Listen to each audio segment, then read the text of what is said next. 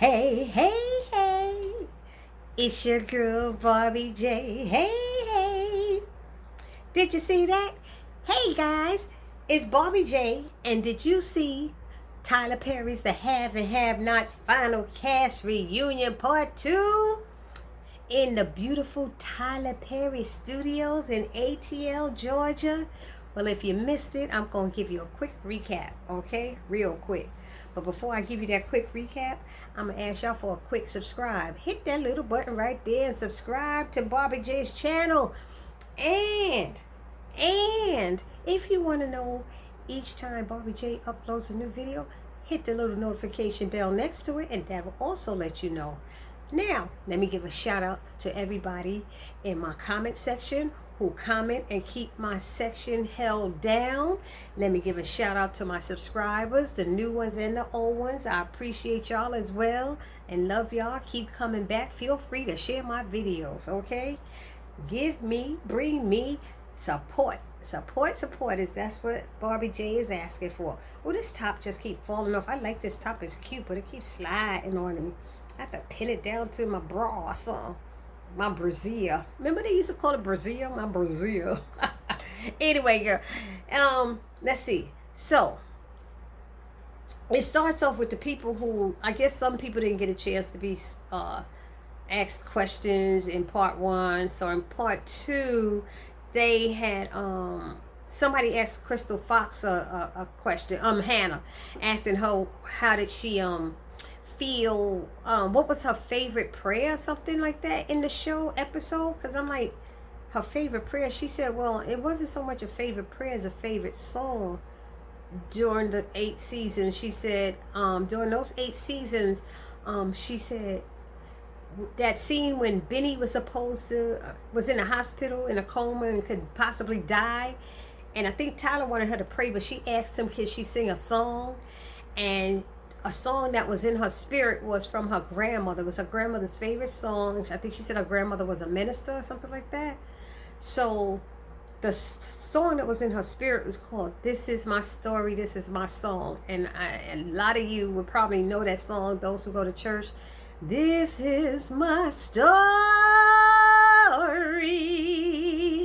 This is my song. I'm praising my Savior all the day long. This is my story. Well, this is my song. And I'm praising my Savior all the day long.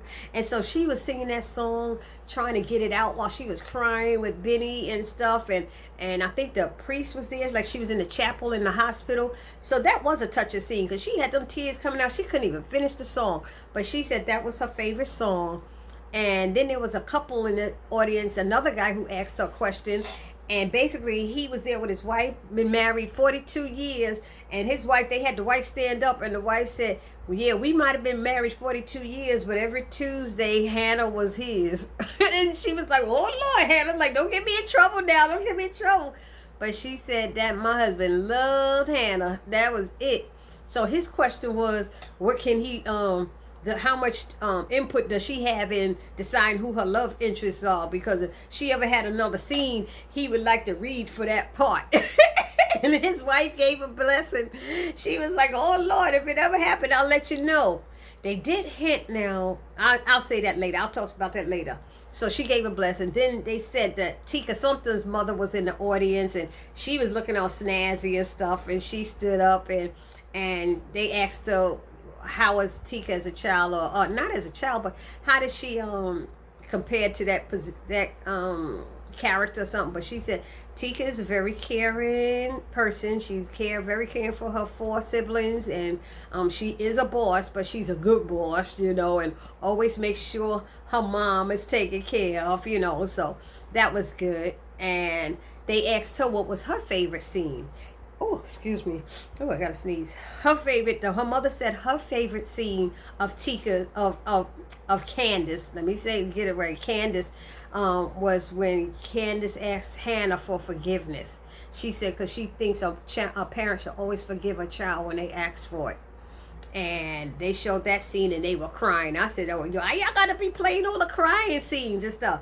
Then there was they did Veronica. They called her the Ice Queen. So she thanked all of her fans and her castmates. And David was like, let me tell you something. He said the way she does her craft, she is just an amazing actor, with her craft. And he said he's in awe of how she does her character, and he has so much respect for her. It was a pleasure working alongside of her in the show, because he said one minute she'd be looking at the script saying, how do this? I can't do this. I'm gonna do this. And he said the next thing she'd be like, pow, she in that position, she doing it. He's like, she had no problem, boy, working it out.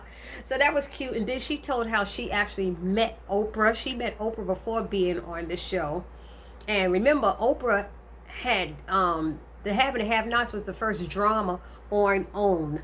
So Oprah got to meet all of them. But she said she knew Oprah. She met her on when Oprah was one of the producers on Broadway for The Color Purple. And Oprah liked The Color Purple. And so Veronica was in that Broadway play. Veronica said she has done a couple of Broadway plays. So that's wonderful. So what else? So she said, Veronica said she always hated when people would call her crazy. That damn Veronica is crazy. And she said she didn't like that. She said first people used to say how much they loved her. They love her. And she's like, she used to get concerned about that. Why they said they loved her, because she wanted to make sure they didn't love that part about her with the what is it? The LGBT being homophobic.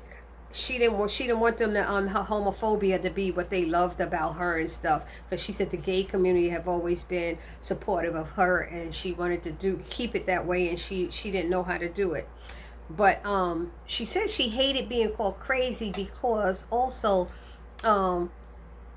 because of who she was. She said when men are like that and doing that, they're called evil or ruthless or powerful. So why can't a woman be called that?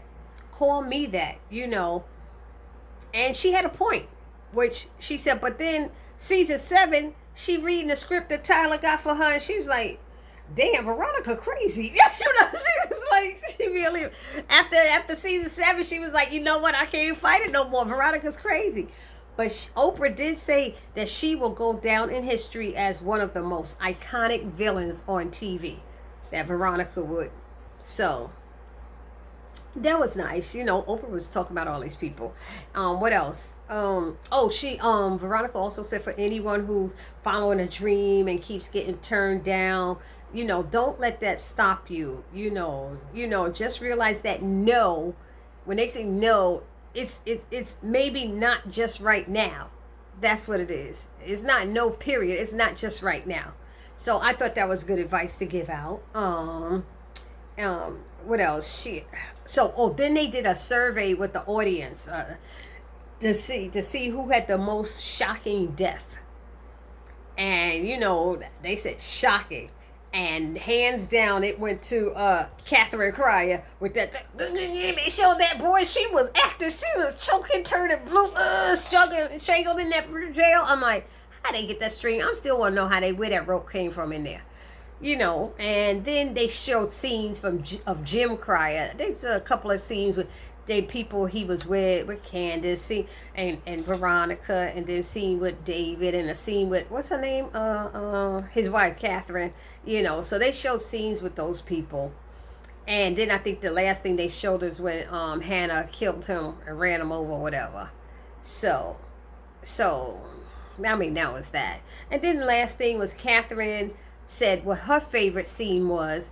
I don't know if somebody asked her, but she said her favorite scene was when Hannah, told Hannah she had cancer, and Hannah prayed for her. She said they were in a closet. I don't remember them being in a closet, but Hannah prayed for her in the closet, and she said she remembered she was watching her. She said that brought her so close together with her as far as the characters, but even as friends, that they're really good friends. And You know, Veronica said her mother died last month, and Veronica's mother lived in New Jersey, right there next to the door to me.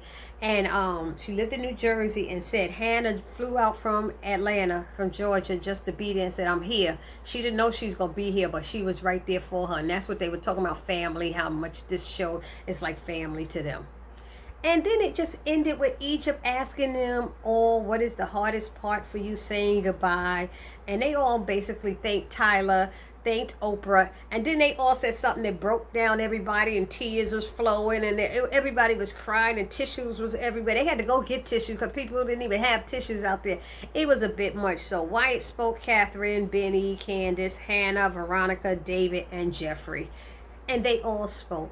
And that's how it ended. It was a beautiful run. But they alluded to Veronica might not really be dead. That could be the other girl, the maid, somebody said, who's dressed in, I guess somebody who asked her the question said that to her, you know, that they don't think she really did. And she said, we don't know. And Candace said, I think Tyler's in the back now writing a new script, a new show, to get people back. So anyway, I hope you guys liked it. The review, the reunion was okay. You know, tearjerker. It's the same old thing. But bye-bye, have and have-nots. It's been a pleasure. Thank again everybody who supported me throughout this review process for that show. And I love everybody. I thank everybody. God bless all of you. And this is your girl Barbie J out, saying peace.